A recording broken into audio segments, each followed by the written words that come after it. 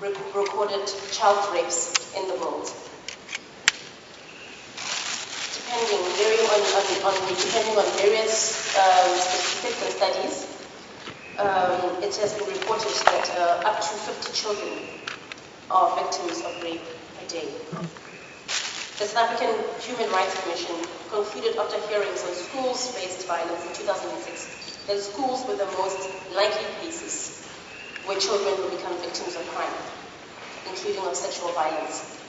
So when you take your child to school where you think that they are under a protected environment, that is where they are more likely to experience and be exposed to such assault and violence.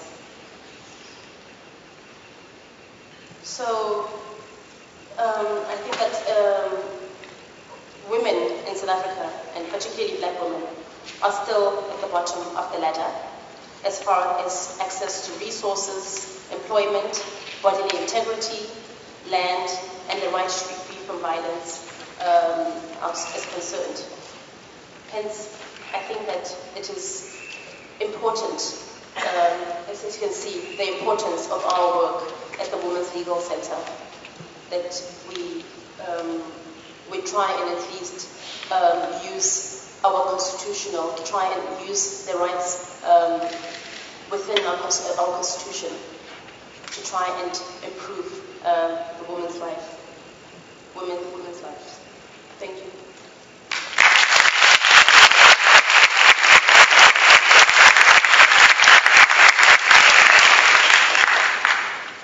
Thank you very much, Tebo, for that. Thank you very much for keeping to the time. I think we are in a position now to make up the time we lost at the beginning. It is now my great pleasure and honor to invite Lema Bowie to address us. Thank you. Thank you all for coming. Currently, the work that I do, I work for an institution that I co-founded with two other colleagues called the Women Peace and Security Network Africa. And what we seek to do is to increase women's holistic participation in peace and security, leadership and governance in Africa. That's a mouthful. Basically, what we're trying to do is get women on the tables at peace talks, get women in their communities involved in peace building, and also get involved in some of the processes, the security processes. One of the things that we realized as we started this journey, we started the journey in 2006 after we had a successful activism process and period in Liberia. We realized that most of the work that women do in terms of community-based peace building is ad hoc, spontaneous, and it lacked the kind of strategic thinking to sustain it. Usually you have processes that starts and is beautiful after 6 months to a year is over. So we decided, a group of us, that there is a need for us to really sit and think through some of the work that we do as peace builders. But there was also a disconnect between peace building and the security process, especially after we end conflict. You have a lot of donors and donor countries going in to say, we want to redo your army, we want to redo your police, and they have this beautiful name for it called the security sector reform. Usually when they come to do the reform, women are never involved in the process of the reform. One of the things we've seen in Liberia, Sierra Leone, and other countries that are going through that process is that security sector reform and the inclusion of women is like, okay, let's increase the number of women in the police. Then we've done reform. The policies, all of the practices remain the same. So we decided we're going to start this particular work, and we have 4 broad thematic focus. One is women and human security. The second one is Rural Women Peace Initiative. The third is our Peace Generations program, and that is we're trying to build the bridge between our generation and the young people generation, so that when I retire, I can have a young woman at at the back working for peace and security. And then the last one is women and natural resource management.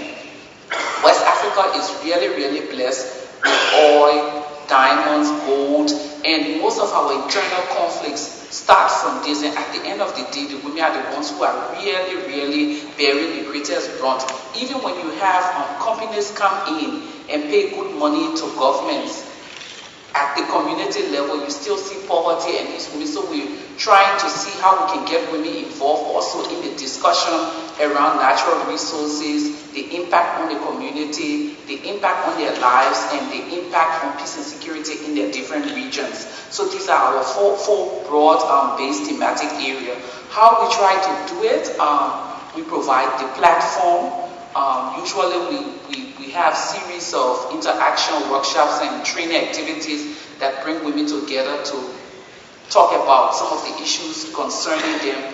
In 2007, we had our first West African Women strategic review of peace and security in the region. And at the end of that, they gave us our 3-year mandate to do the work that we do. We also have as part of the work that we do, we find ourselves doing a lot of advocacy, policy advocacy on some of the international instruments like the UN Security Council Resolution 1325 on women, peace and security, the new one, the UN Security Council Resolution 1820. More and more as we work, we get a lot of people coming to us and saying, how can we engage with these instruments, these international instruments? Currently, we work on 3 big projects. As part of our security, Women and Human Security Project, we're doing a security sector reform process in Liberia and Sierra Leone. Why Liberia and Sierra Leone? We wanted to do a comparative analysis of the work in these 2 countries. Liberia, after conflict, the US government went in and said, we'll do your army. The UN came in and said, we'll do your police and paramilitary. Sierra Leone, the British government went in and said, we'll do everything for you. So we thought, okay, let's look at the impact of these 2 processes on these 2 countries, how the British are doing it, how the Americans are doing it, and what impact it's having on the lives of women. Over the last 2 years, it's been an interesting journey because we've really uncovered a lot of things. One, we realized that the whole thing of the army restructuring in Liberia, typical of, unfortunately, I'm sitting somewhere in America, but typical of the functionings, and hopefully this new government in America is going to do business differently, but we had a private security company going into Liberia to do the military. So obviously they went in there with the carbon notion, women are not supposed to be a part of this process, so it's almost like a no-go area for civil society and for women's groups. The police have done extremely well in terms of incorporating the ideas of women, so we're doing that. When we went to Sierra Leone, interesting findings. Whilst the British was doing this good work and they have all of these beautiful things on paper in Britain about women's engagement in the sector, the Sierra Leonean women in the security sector was not allowed to form an association where they could come together as a group to have discussion. After a series of engagement with the government, they agreed, and today in Sierra Leone they have the first Women in Security Sector Association. But beyond that, when we started working, there was not a single woman brigadier in the Sierra Leonean army. After 1 year of engaging with the Defense Ministry, they promoted the first woman brigadier in the army. So we see that as a big success of our work. In Liberia also, we're doing a project called the Young Girls Leadership Dialogue Project. After 14 years of war, we still have some of the social issues impacting our communities, and we still have a lot of the young people engaging in different kinds of activities. So we decided, let's go in there and let's try to do some leadership skills. It was like a skill building, it was like a test for us. But we started, and our president was watching us very closely to see how much work we were doing, how far these girls were going. And it was really, or it is impressive to see that some of these girls from the rural community community, as soon as we began to engage with them, already started thinking ahead of us. We want to do this for the community. So in one of our local communities, by now we have these 10 young women who came together and said we want to start a reading room for our community where girls can come together and study. We set up that reading room. The government has been involved, and we ended the first phase of that particular project in March. Then we got the president coming to us and say, I like this project. I'm going to be your next donor. So the government gave us $40,000 to go back into 2 other communities to start doing this particular work. Last year, we instituted something we call the West African Women Policy Forum. We realized that we have great activists in our region. We have great writers and policy makers, and we have great women in government. What we saw was that there was a serious disconnect between the women in government, the women in civil society, and the women in academia. So we thought, let's have this forum that will bring these women together. Last year forum, we brought a lot of women. We wanted to assess the gains and kind of see where we want to take it. At the end of the forum, we put forth several policy recommendations, and one of it was that we needed to increase our advocacy and our capacity building for women's political participation in the region. This year, I'm pleased to say that the Ivory Coast, which is one of the West African countries, will be going to elections in a few months. And we're going back for our second West African Women Policy Forum. And this year we're going with political discussion. So the theme is beyond moving beyond. Our politics is now moving beyond the rhetorics of women political participation. So what we're going to do in the Ivory Coast is show support to their first female presidential candidate, and to show support to other women who are standing for elected position, and to also start the discussion around building strategies for women to get elected in Nigeria next year and to get elected in Liberia in 2011. What are some of the successes of this work that we've done? I mentioned some earlier, but we are engaging real nicely with some of the governments in the region. A typical example of this successful engagement was that when we started working with the Army of Sierra Leone, the Defense Ministry, the Ministry of National Security had just gotten the National Security Policy. And we went and had a meeting with Parliament, did some training with them. Afterwards, the parliamentarians went back to the president and said, can we get that document off your desk? This is something that is not typical of Africa. We need that document. And the president was like, why? He said, before you put your signature, we realized that something substantially missing from the document, and that is a gender perspective. So they pulled the national security policy off the president's desk and said, can you all review it for us? Sierra Leone also have just gotten accepted back into the United Nations as peacekeepers.